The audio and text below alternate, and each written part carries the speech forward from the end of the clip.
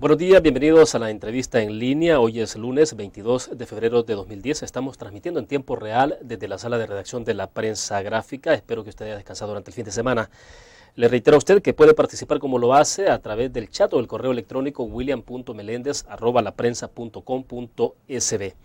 El pasado viernes, el presidente de la República, Mauricio Funes, y su gabinete de seguridad presentó por fin un plan de seguridad que pretende hacer frente a la creciente ola de criminalidad que envuelve al país. Alrededor del proyecto se incluyen varias medidas como más cárceles, volver al régimen de disponibilidad de los agentes policiales, la entrega de 700 fusiles de uso privativo de la Fuerza Armada a los agentes de policía, más centros de reclusión y desde luego cero corrupción en esos centros, entre otras disposiciones.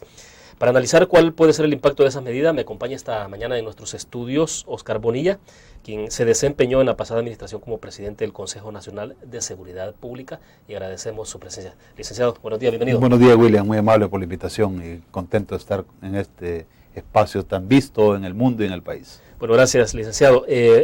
A mitad de marzo se supone que inicia el régimen de acuartelamiento policial. Esto, me da la impresión, licenciado Bonilla, que es volver a las medidas del pasado y en el fondo reconocer que quizás era una buena medida. Pero antes de entrar en los detalles, en términos generales, ¿cómo ha visto usted, cómo puede valorar el plan? Obviamente que no su ejecución, porque eso está por verse en los próximos días, pero al menos uno se lleva la primera impresión, digamos, en la primera vista de lo que uno observa. Bueno, pienso que hace un acopio de las características de política pública que tenían los planes de seguridad de administraciones anteriores. Hay que recordar que la policía no es una policía de gobierno ni de un partido. La policía es el producto de los acuerdos de paz. Y en esa policía hay tres cuotas: la cuota del FMLN, la cuota del ejército y lo que corresponde a la parte civil. Por lo tanto, es un modelo de nación donde el FMLN ha tenido gran parte de responsabilidad de los planes que ha ejecutado la policía. Y el hecho que se retome ahora es también un reconocimiento de que en el pasado se han ejecutado también elementos positivos que permanecen. Y también en la parte que corresponde a la participación del ejército, obviamente las administraciones anteriores hicieron uso de las Fuerzas Armadas de manera excepcional, aunque a mi juicio muy limitado el papel del ejército, porque constitucionalmente así está establecido. Creo que la parte preventiva ha sido como una de las virtudes también en la administración Flores, que inició el plan o el énfasis en la estrategia de prevención social de la violencia y la delincuencia, la cual se fortaleció en la administración Saca, y ahora la administración Funes está haciendo también acopio de esa política, lo que significa que algunos elementos, tanto uso del ejército, la policía con sus planes Sarisa, la combinación de fuerzas del ejército y la policía en el terreno, más la prevención, creo que son elementos muy positivos que se retoman en este plan. Sin embargo, la parte de rehabilitación sí creo yo que no ha sido lo más efectivo. Ahora, aunque no lo quieran reconocer, digamos, públicamente, sí, en el fondo sí hay un reconocimiento entonces a lo que se hizo, a lo bueno que se hizo en el pasado. Sí. Es decir, ¿usted cree entonces que el plan anunciado el viernes lo confirma? Yo creo que sí, porque su contenido está reflejando eso. O sea, creo que en ese sentido es bueno, porque esta administración también, sin decirlo, está reconociendo de que hay elementos positivos, políticas que tienen rasgos de ser políticas de Estado. En ese sentido, trasciende las administraciones ejecutivas, las administraciones gubernamentales, y permanecen en el tiempo porque así como se aplica en El Salvador, se aplica en Australia. Vayamos por partes entonces. En el caso del acuartelamiento policial o régimen de disponibilidad, ¿cómo ves esa medida? Porque fue esta administración justo cuando llegó el año pasado, en junio, que retrocedió en esa disposición. Ahora están aplicándola. Pero el punto es la efectividad que eso puede tener. Sí, yo creo que el sentido de los negociadores de la paz buscaba tener una policía mucho más civil, una policía sin armamento de guerra, una policía con pistola. Recuerdo yo que las primeras eran unos revólveres Taurus que venían de Brasil, que eran muy deficientes, por cierto, y que llevó también poco a poco a buscar otro tipo de armamento para la Fuerza de Seguridad Pública. Y en ese sentido se buscaba que la policía estuviera más cercana a la población, que la policía no estuviera acuartelada, para no volver al esquema o al planteamiento de la doctrina de seguridad nacional, porque eso es lo que está ahora en juego. Es un tema, son dos conceptos: el concepto de la seguridad ciudadana, que es el tema que están planteando prácticamente desde inicios de la paz en El Salvador, y el concepto de la doctrina de seguridad. Entonces, obviamente el mundo ha cambiado y la policía ahora se le está exigiendo que sea mucho más represiva. ¿Por qué? Porque el crimen evolucionó de tal manera que los negociadores de la paz no sabían que eso es lo que iba a suceder, sino que lo que se buscaba era no volver a un conflicto armado producido por el tema de fraudes electorales. Eso se logró, pero no hemos logrado tener la paz social, la paz ciudadana, que es a partir de tener una política criminal coherente. Bueno, vamos a hacer una pausa en este momento, pero cuando regresemos me interesa conocer su análisis en términos entonces de qué tipo de policía es la que se necesita en el país, o sea, cuál es el enfoque de la actitud o la reacción de la posición de los policías ante los hechos que estamos experimentando. Vamos a la pausa, volvemos.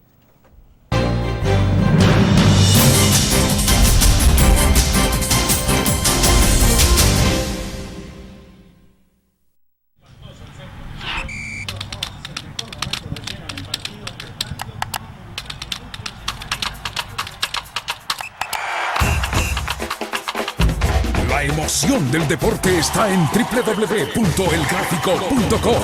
Ingresa al nuevo escenario deportivo y descubrí toda la pasión del deporte. Fotos, videos, fichas y resultados de las mejores ligas del mundo. Elgráfico.com. Conectados por deporte. Blur. La revista más innovadora y moderna de todos los tiempos. Única en su estilo, creativa. Un espacio exclusivo y reservado de entretenimiento y diversión, llevada al máximo. Blur.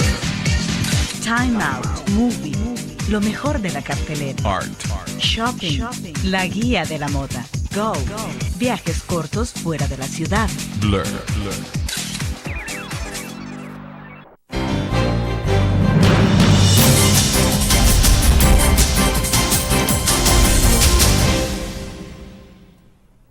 Esta mañana seguimos conversando en la entrevista en línea con Óscar Bonilla, expresidente del Consejo Nacional de Seguridad Pública. Óscar, le preguntaba entonces, y quedábamos un poco haciendo el análisis del tipo de policía que se requería. Bueno, obviamente tengo la impresión de que un tipo de policía que se requería durante la firma de los acuerdos de paz en lo que era el marco de transición, y lo otro entonces es el tipo de policía que se requiere ahora. Entonces, haciendo esa distinción, digamos, ¿qué tipo de policía se requiere?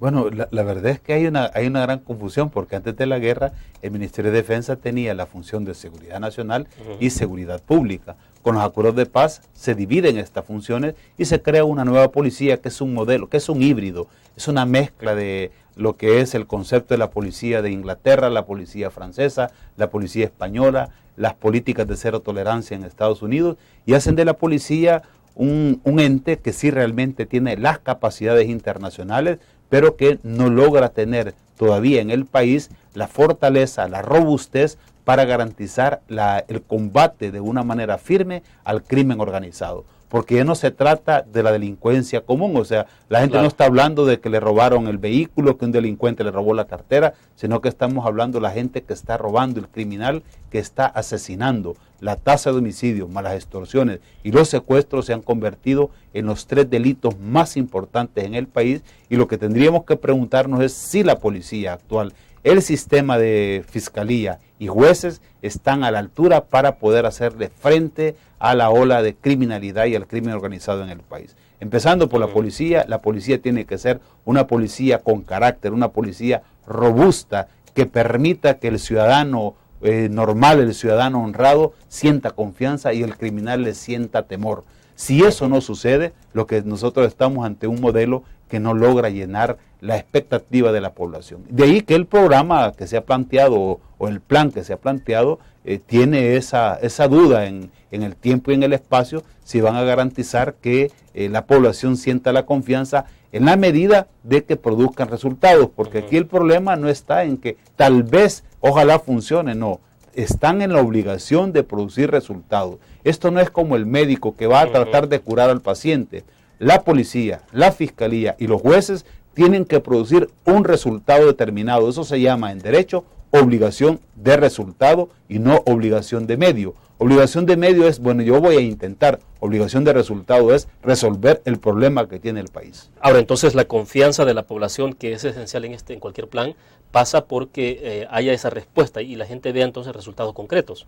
Yo creo que sí, o sea, el tema es que podemos tener un buen presupuesto, podemos tener armas de guerra, podemos tener cuarteles, pero si no tenemos la cohesión y la confianza, en primer lugar el policía tiene que estar él satisfecho, contento, con la disposición de ir a enfrentar los retos a la calle. Eso va a llevar a producir resultados. Y el resultado es lo que le va a permitir a la población confiar en la institución policial como ha sido en el pasado. La población ha sido bien benigna, siempre ha reconocido el esfuerzo de la Policía Nacional Civil. Yo creo que en esta oportunidad no es solo un tema de policía, es un tema de policía, fiscalía y por supuesto de los jueces. Y el ejército es el último escalón, el último eslabón que tiene que hacer uso el Estado para poder enfrentar la ola de criminalidad. Ahora, licenciado Bonilla, pero tengo la impresión de que, bueno, se está hablando mucho de la reacción, de la actitud de la policía, del uso del ejército, ese tipo de medidas, pero poco se habla quizás de la fiscalía y sobre todo poco se habla del órgano judicial, es decir, del caso de los jueces, que son claves en todo este proceso. Sí, yo creo que el Ministerio de Justicia y Seguridad Pública tendría que haber presentado una propuesta de política criminal a lo que es la Comisión Coordinadora del Sector Justicia. Ya tenemos una instancia que coordina a todo el sector justicia y ahí debería de haberse consensuado, debería de haberse visto todo el tema que tiene que ver con la ley del menor infractor, ver el tema del convenio internacional sobre los menores. Todo eso tendría que haberse ventilado en la Comisión Coordinadora del Sector Justicia. En ese sentido también la Fiscalía tiene que hacer el máximo esfuerzo. No es posible que se capture a gente que ha asesinado con barbarie a una señorita, la ha desmembrado y que no se presente con robustez la prueba y después viene el juez y también con una gran facilidad se permite que estos criminales sigan asesinando menores. Yo creo que eso es lo que no podemos seguir permitiendo en el país. Debemos de actuar de una manera unida, no solo hablar, sino que actuar y empezar. Este es un país pequeño, debemos de tener los mapas de riesgo y en esos mapas de riesgo hacer un tratamiento, terapia intensiva para abordar el problema de la delincuencia. Bueno, vamos en este momento a otra pausa. Cuando regresemos, quisiera saber si en el fondo usted, ¿cómo se plantea eso ante este plan? Si hay un poco de escepticismo o usted cree que hay que darle el beneficio de la duda en tanto también, digamos, no se va a comenzar apenas a implementar. Vamos a la pausa, regresamos.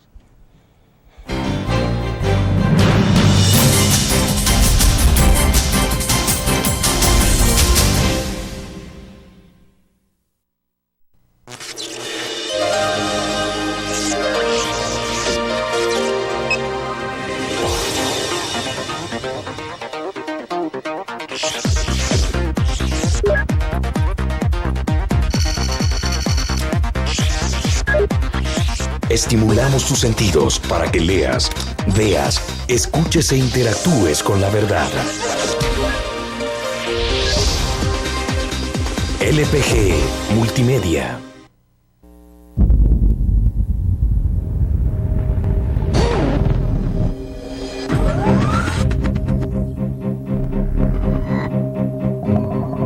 El inicio de una estrategia financiera desde los negocios y la actividad económica hacia toda Centroamérica. El Economista Regional, una revista especializada donde encuentras el panorama empresarial y los principales movimientos financieros. El Economista, el modelo regional de información económica.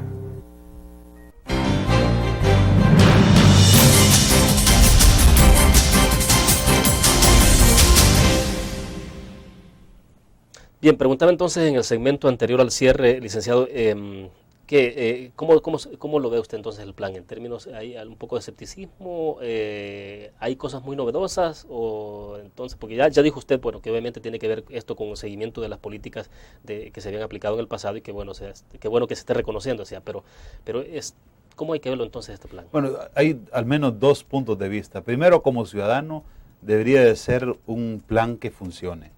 Tiene que funcionar, algo tiene que funcionar en el país, si no va a ser la desesperanza, va a ser el que aquí no hay nada que hacer en el país. Entonces ese es el deseo.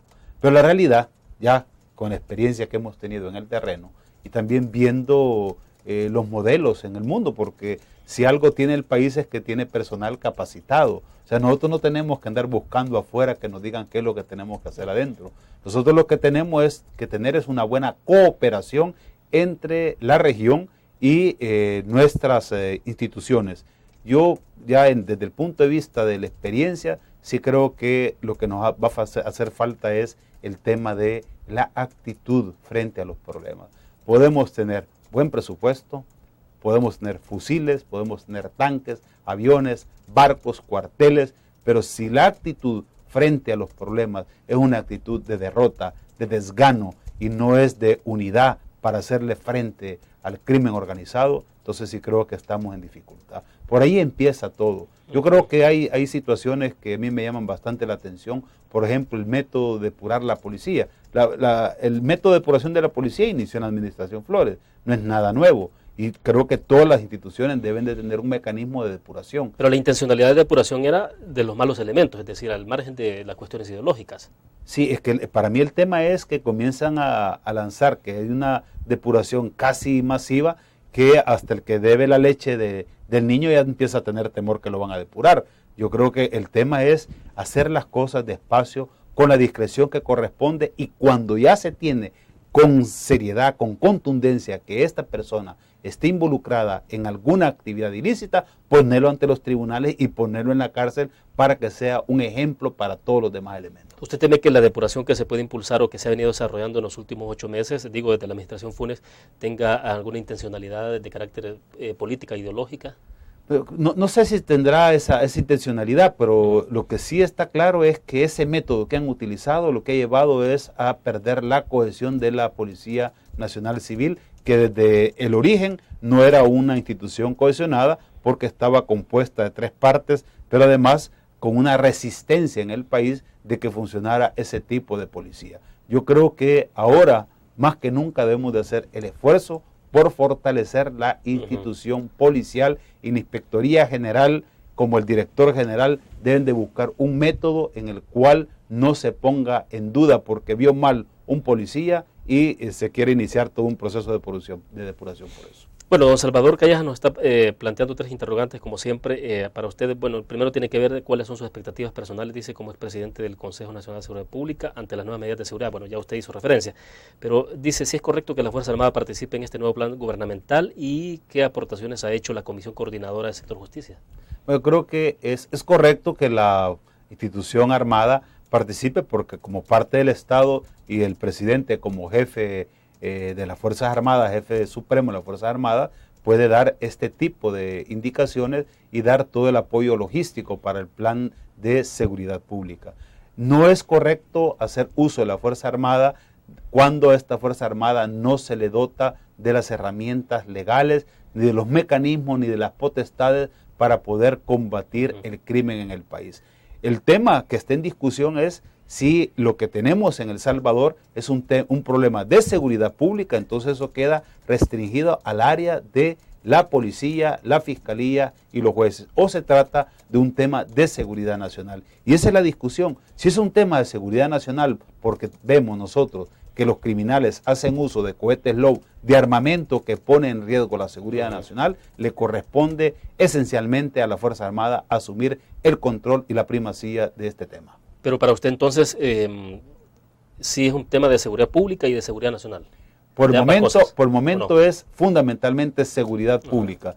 Y hay algunos elementos que nos dicen de que la Fuerza Armada tiene que participar más para lo que es la detección de el uso de armas, digamos, de destrucción como los cohetes Low, lanzagranadas y granadas.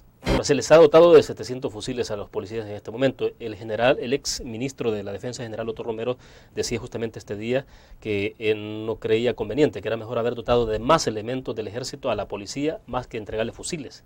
Sí, yo realmente no sé, como que es una prueba que están haciendo, como que es darle más armamento a la policía, porque todo el mundo dice que los delincuentes están mejor armados que la policía y que por lo tanto hay que darles este tipo de armas.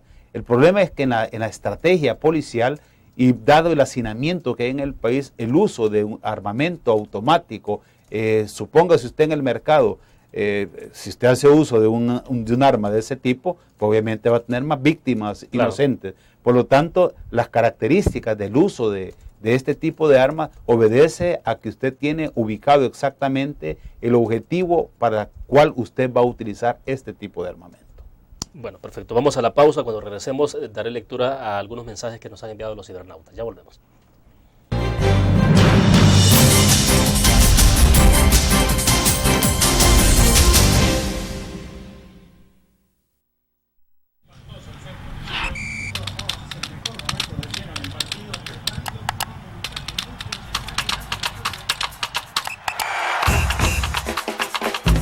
La emoción del deporte está en www.elgráfico.com. Ingresa al nuevo escenario deportivo y descubrí toda la pasión del deporte. Fotos, videos, fichas y resultados de las mejores ligas del mundo. Elgráfico.com. Conectados por deporte. Blur. La revista más innovadora y moderna de todos los tiempos. Única en su estilo, creativa. Un espacio exclusivo y reservado de entretenimiento y diversión, llevada al máximo. Blur. Time Out Movie. Lo mejor de la cartelera. Art. Shopping. La guía de la moda. Go. Viajes cortos fuera de la ciudad. Blur.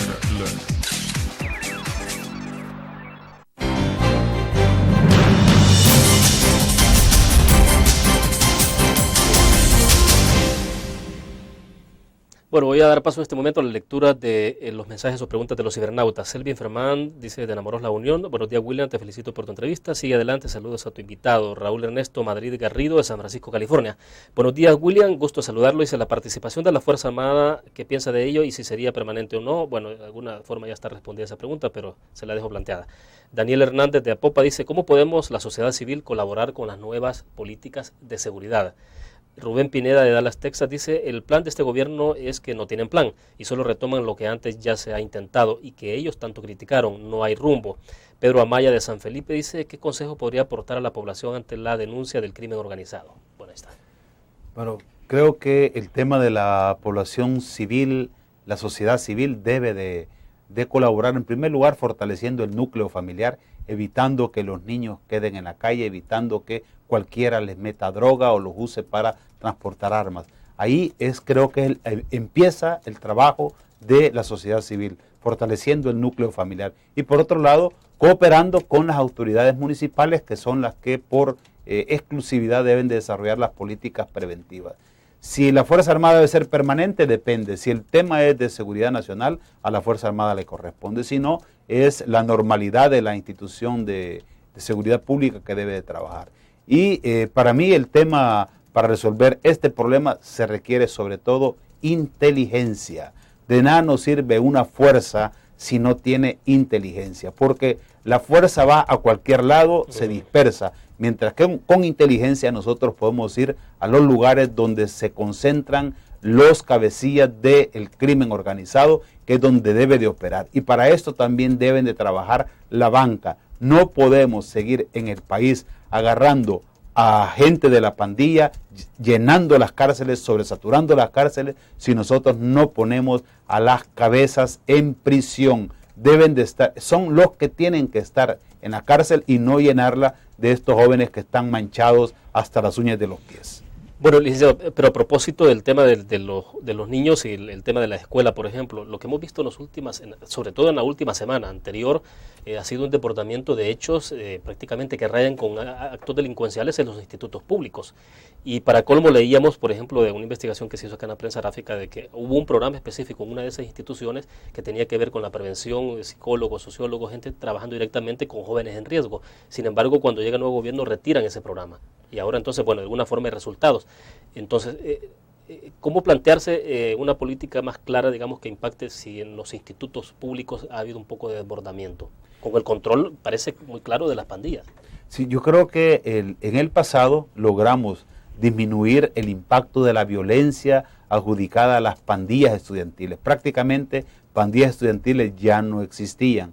Ahora están resurgiendo y resurgen con una serie de reivindicaciones de orden social, están poniendo en jaque al sistema educativo, y yo creo que eso sí es pernicioso para el país. Creo que los programas están ya comprobados. Nosotros desarrollamos programas intensos, efectivos en los institutos, y esos programas lo que hay que hacer es retomarlos y seguir con ese tipo de apuestas.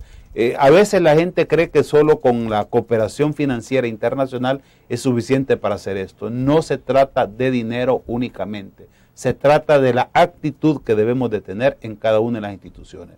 El país puede funcionar bien con la policía, pero si funciona mal en la escuela, entonces quiere decir que siempre vamos a tener nosotros el problema con los jóvenes en riesgo y van a estar aumentando las filas de la criminalidad en el país. Otro punto que me gustaría saber, porque por ejemplo se piensa replicar el modelo de lo que se hizo en el Distrito Italia, donde dice Manuel Melgar, el ministro de Seguridad Pública, que a 90 días de intervención no han tenido ningún asesinato, ningún crimen, una vez que se instaló ahí la policía en coordinación de ese esfuerzo con la Fuerza Armada. Eso es un poco, entiendo, lo que también quieren replicar en otros municipios. ¿Puede que funcione esto? Sí, claro, puede que funcione en la medida de que haya inteligencia, porque obviamente los que llegaron al Distrito Italia y se quedaron ahí, lo que tenemos que garantizar, uno, es que sea sostenible, y dos, que los delincuentes que salieron del Distrito Italia no sigan matando más gente en Santa Ana, en San Miguel, en Sonsonate, porque lo que hacen es cambiar de teatro de operaciones.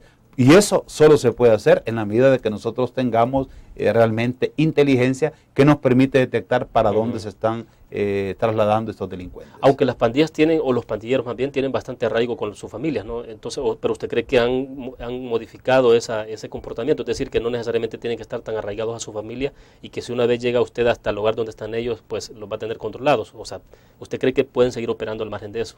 Pueden seguir operando al margen de eso porque las pandillas han evolucionado y no requieren de tener a la familia para hacer las acciones criminales, sino que se van a otro escenario, y en ese escenario también cuentan con los apoyos de otro tipo de organización o de clica. Pero también el tema no solo son las pandillas, sino que son los dealers de la droga, son los que distribuyen las armas de fuego. O sea que aquí tenemos 3 factores de riesgo que hay que atender urgentemente: el tráfico de droga, el tráfico de armamento ilegal y el tema de las pandillas. Son 3 temas a los cuales debemos de atender, porque de lo contrario que no vamos a poder nosotros ser efectivos en el combate del crimen organizado. No es el tema únicamente de las pandillas, y lo digo, si seguimos diciendo que son las pandillas, cometemos un error en el diagnóstico de la problemática criminal en el país. Es un problema de crimen organizado, y ahí tenemos que concentrar nuestros esfuerzos. Bueno, perfecto, nos quedamos ahí, vamos a la última pausa, ya volvemos con más de la entrevista en línea.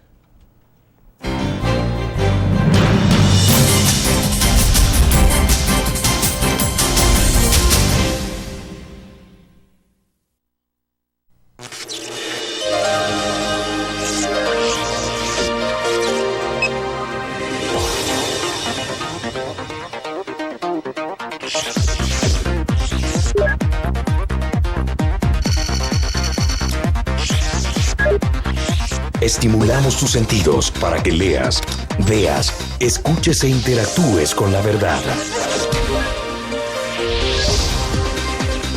LPG Multimedia.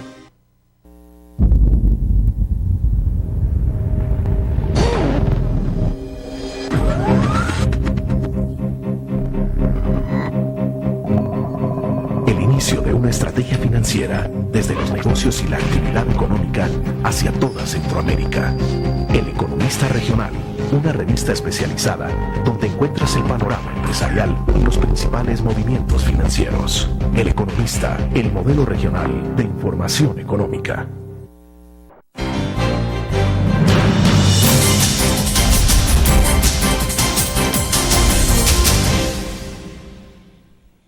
Licenciado Bonilla, bueno, lo que estamos hablando obviamente es de país, de futuro del país, del futuro de nuestros hijos, de nuestros nietos, de nuestras familias. Entonces, ¿usted cree que se está redimensionando exactamente este problema desde el gobierno, desde el Ejecutivo, de la administración del presidente Funes? Y digo esto porque, bueno, son los principales llamados a contribuir, pero ahí se habla también ahora de cómo puede contribuir la familia, cómo las comunidades se pueden organizar. Pero es un problema, obviamente, de nación. pero si desde arriba se reciben líneas o directrices claras, yo creo que puede haber una respuesta adecuada. ¿O cómo lo observa usted? Yo creo que sí, que el presidente de la República está haciendo el esfuerzo por tratar de asumir el liderazgo en una forma correcta y oportuna, aunque han pasado ya una buena cantidad de dificultades antes de que se aplique el plan. A mí lo que me preocupa es que estamos retardando la aplicación de las escuchas, la preparación de los técnicos, o sea, como que si en este país no hemos estado acostumbrados a librar batallas tan duras, si en este país este fue escenario de conflictos de baja intensidad. En este país hay gente preparada en todas las doctrinas militares, policiales y de inteligencia. Entonces no es posible que un país que ha contado con el mejor ejército de Centroamérica y con una de las guerrillas mejores de Centroamérica, o si no la mejor, no es posible que no nos podamos poner de acuerdo y hacerle frente a la ola criminal que tenemos. Quiere decir que el crimen organizado es mucho más inteligente que la mayoría de los salvadoreños. Entonces, porque además no es un fenómeno propiamente salvadoreño, sino que es un fenómeno que nos viene del exterior, nos viene del sur de América y nos viene del norte de América. ¿Por qué? Porque es un tema de carteles, es un tema de tráfico de órganos, de tráfico de niños, de tráfico de mujeres. Entonces, es una serie de dificultades que si nosotros no ponemos los mejores talentos en la dirección de combatir este tipo de problemas, El Salvador no va a salir de este tema. Y hay otro elemento que es bien importante. No puede haber desarrollo en El Salvador si no hay seguridad. Pensémoslo bien, nosotros no podemos seguir probando, tenemos que ser eficientes, efectivos y dar resultados concretos, tomando a la gente responsable que está cometiendo este tipo de delitos en el país y que nos tiene casi en jaque, ponerlos en prisión, pero no en la prisión que está controlada por el crimen organizado, sino en la prisión que realmente le genere a ellos la sensación de que han perdido libertad. Hay otro elemento que es bien importante. En el país se han empezado las extradiciones hacia los Estados Unidos. Sí, claro. Si eso continúa, con seguridad esto va a cambiar. Creo que el hecho de que la Asamblea Legislativa haya aprobado la iniciativa Mérida es una buena noticia para el país. Lo que yo no estoy seguro es que entiendan la dimensión de que este es un problema regional. Nosotros no podemos resolver los problemas en El Salvador, ni controlar siquiera el fenómeno de la delincuencia, si no nos articulamos en la región entre Estados Unidos, México, Guatemala y Honduras. Y creo que también va a tocar coordinarse con Nicaragua. ¿Y usted ve al gobierno en esa línea, es decir, interesado en eso? ¿Las señales que ha visto? Yo creo que podría comenzar a dar visos de que va en esa dirección. Bueno, cierro nada más con una pregunta de alguna forma que ya se respondió, pero también comentario. William Escobar de San Salvador dice, ¿será que el gobierno actual está tomando medidas que en años anteriores criticaron? Eso es doble moral. Bueno, ahí el cirenauta también se ha respondido. Quiero cerrar con eso. Yo lo que veo es que es una gran oportunidad que tiene el gobierno, porque no cuenta con la oposición que contaban las administraciones anteriores. Por lo tanto, ahora están más obligados a ser efectivos, a ser eficientes, porque lo único que tienen es preocupación de todos los sectores de la población, apoyo de todo el mundo, todos estamos a disposición del Estado para que resolvamos este problema. O sea, más claro no puede decirse las cosas. Nos preocupa el país, no es un problema de ideología, no es un problema de política de partido, es un problema de la existencia de El Salvador como un país dinámico, un país vigoroso, un país que se pueda desarrollar. Bueno, y menos mal que todavía no estamos en elecciones, porque eso termina de distraer más la atención a los problemas, ¿no? Sí, yo creo que esa es una gran ventaja y por lo tanto en este corto tiempo, pues quién no va a querer estar a gusto, quién no va a querer pasar las Semanas Santas en seguridad, pero no ir a la playa en seguridad y regresar a la casa y que en la casa lo salten a uno. Claro. O sea, yo creo que debe haber un plan integral y debe de aplicarse en todo el país. Bueno, perfecto, licenciado, le agradezco que ha compartido. A usted muchas gracias, William, muy amable. Bueno, terminamos así la entrevista en línea, nos vemos mañana a las 8:15 de la mañana, estará con nosotros en nuestros estudios María Isabel Rodríguez, ministra de Salud de nuestro país, para hablar obviamente de los temas de salud que más están afectando a la población. Nos vemos mañana a las 8:15 de la mañana, buenos días.